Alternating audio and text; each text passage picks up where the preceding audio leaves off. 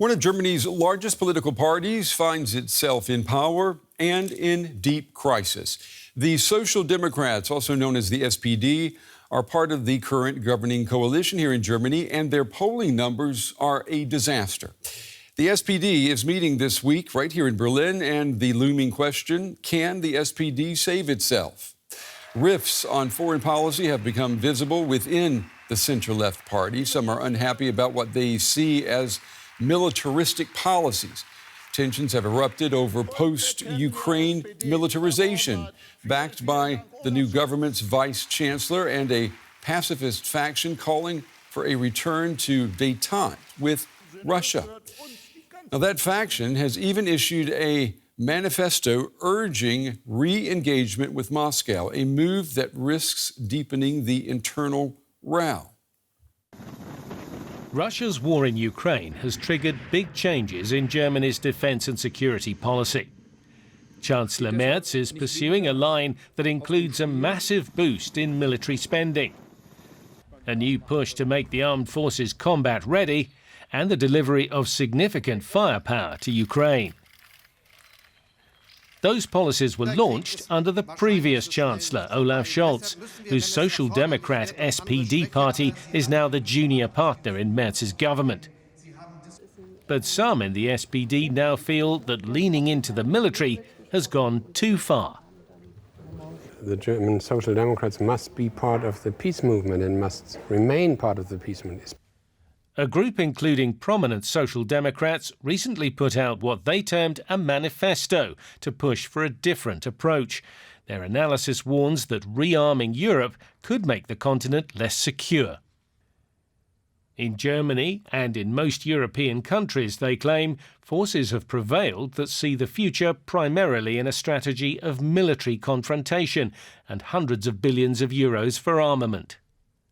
And they demand a gradual return to easing of relations and cooperation with Russia. Have you ever seen the end of a war coming through public declarations or through following the ideological statements of either side? At the end, it's always diplomacy behind closed doors, always. Sometimes it takes longer, sometimes it's shorter. And in the long run, Russia can't win this war either. But although the manifesto gathered more than 100 signatories, the official line from the SPD leadership maintains that Russia is a criminal aggressor. Cooperation is out of the question. My reaction is very clear. I stand firmly with Ukraine. There's no point in talking to Putin right now, not because we don't want to, but because he doesn't want to. He's pushing forward his aggressive imperialist policy. As a party of government, the SPD, under its leader Lars Klingbeil, has been keen to leave behind the days when it was seen as too close to Russia. Instead, it wants to be thought of as a responsible defender of Germany's security. For that, the manifesto is not helpful.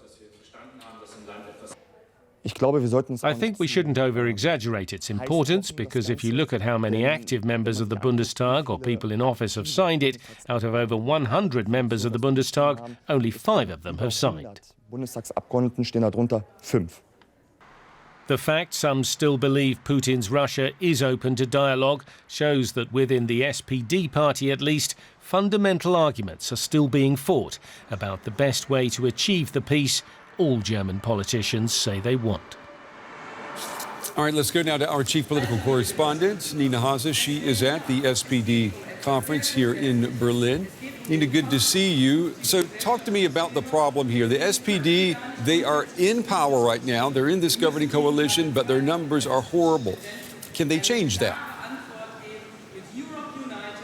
Well, they're trying to do that. I mean, they're trying to reinvent themselves, but to do that within the government is an extremely challenging task. But they all say that there is no way around it, that they need to find their focus again, because, of course, Brent, they're polling at some 15% only, and we're talking about the country's oldest party, about a party that has been in most German governments since the end of the Second World War, and they scored their lowest result, their worst result in their own history in this year's federal elections. They only came third after the far-right AfD party, so they are losing voters to the far left, but also to the far right. right.